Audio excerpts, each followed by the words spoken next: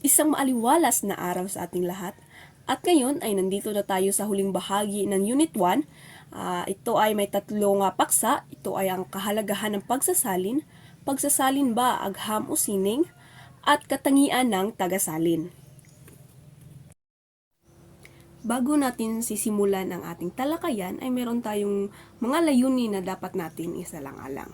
Una ay nakikilala ang pagsasalin bilang sining at agham. Ikalawa, na ipapaliwanag ang kahalagahan ng pagsasalin. Pangatlo, na isa-isa ang mga tungkulin ng tagasalin.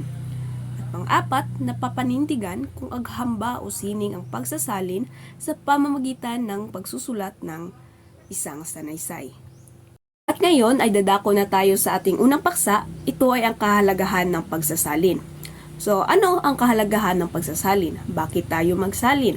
So, narito ang kasagutan sa tanong na ano ang kahalagahan ng pagsasalin.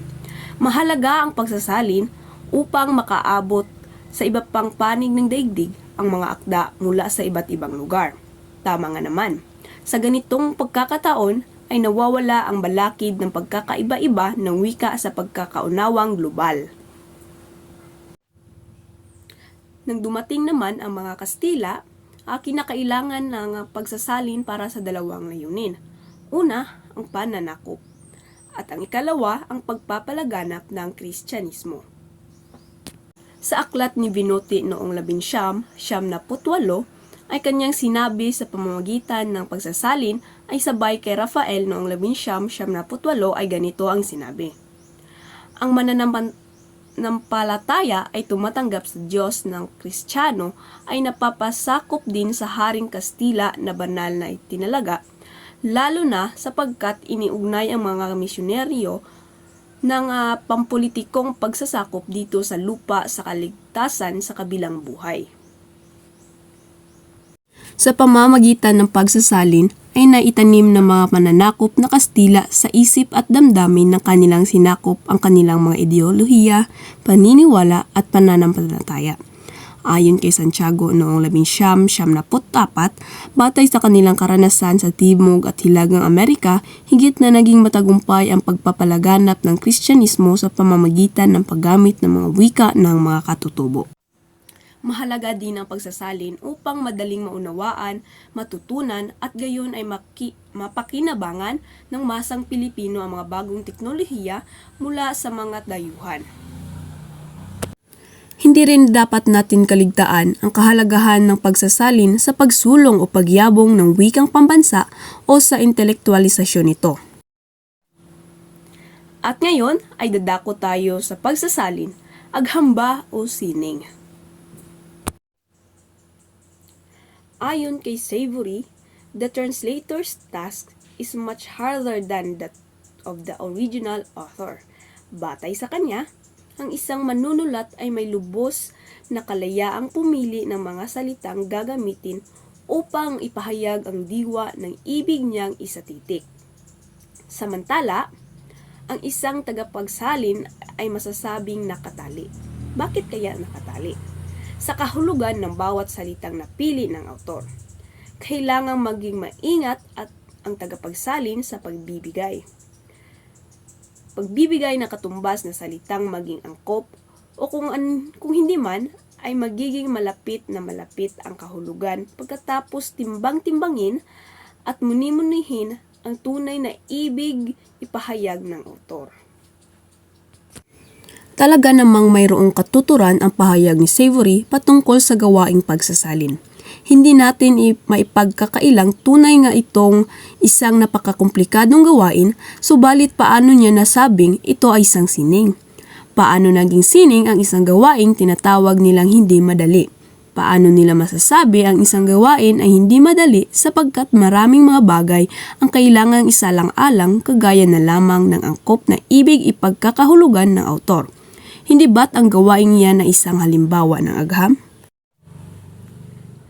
Ayon naman kay Santiago sa kanyang aklat na nabanggit, ang agham ay nakatuon sa sistematisasyon o pagsasaayos ng karunungan ng prinsipyo o pamamaraan na resulta ng sistematikong proseso ng pagmamasid, pag-aaral at eksperimentasyon. Ang sining naman ay nakatuon sa mga bagay sa estetiko, sa kagandahan na resulta ng maikling imahinasyon. Ang pagsasalin ay isang agham. Ipinaliwanag ni Eugene A. Nida na kapag pinag-usapan natin ang agham na pagsasaling wika o science of translation, hindi natin maiiwasang mapasuong sa aspeto ng paglalarawan. Kung ang linguistika ani niya ay matuturing na descriptive science, ang paglilipat ng mensahe mula sa isang wika tungo sa ibang wika ay maaari ring ituring na isang siyentipiko o makaagham na paglalarawan. Batay sa inilahad ng mga pahayag at pagpapaliwanag ng mga dalubhasa, masasabi natin na ang gawain ay parehong agham at sining. Katangian ng tagasalin. Si Santiago sa kanyang librong Sining ng Pagsasaling Wika ay naglagom sa tatlong katangian dapat taglayin ng nagsasalin ayon kina Nida at Savory. Ang mga ito ay: una, sapat na kaalaman sa dalawang wikang kasangkot sa pagsasalin. Bilang isang tagasalin, dapat gamay o alam natin ang dalawang wikang kasangkot sa ating pagsasalin upang mapadali o tama ang ating isinasalin.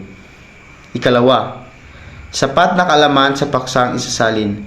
Bilang isang tagasalin, dapat alam natin may sapat tayong kaalaman. Ang unang katangiang binanggit ay nahati sa dalawa. Sapat na kaalaman sa gramatika ng dalawang wikang kasangkot sa pagsasalin at sapat na kakayahan sa pampanitikang paraan ng pagpapahayag.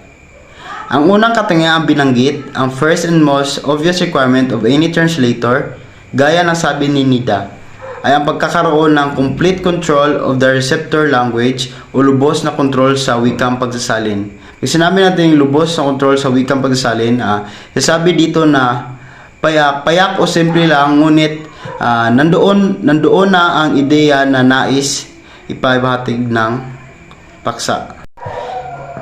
Kailangan ang tao magsasagawa ng pagsasalin ay may sapat na kaalaman sa paksang isasalin.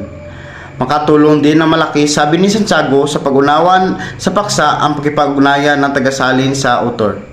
Kaugnay din ang pagkakaroon ng sapat na kaalaman sa paksa, higit na mabuting kaalaman ng tagasalin tungkol sa konsepto ng register at sa mga variasyon nito. Aspekto ng register ay isang uri ng interlanguage variation sa loob ng wika. Sabi dito na mas lubos na maunawaan ng tagasalin kung alam niya ang background ng author o mas lubos niyang kilala ang author ng nasabing paksa. Ang register ay isang halimbawa ng paggamit ng wika na isaalang-alang ang lugar, paksa, papel na ginagampanan at layunin o gamit, kaya may iba't ibang social variety ang isang wika. Kasama ng social variety na ito ang mga register na nilahad ng Filipinong pang-academic, Filipinong kolokyal, Filipinong pang-konsultatibo, Filipinong pang-negosyo, Filipinong pambansa at iba pa.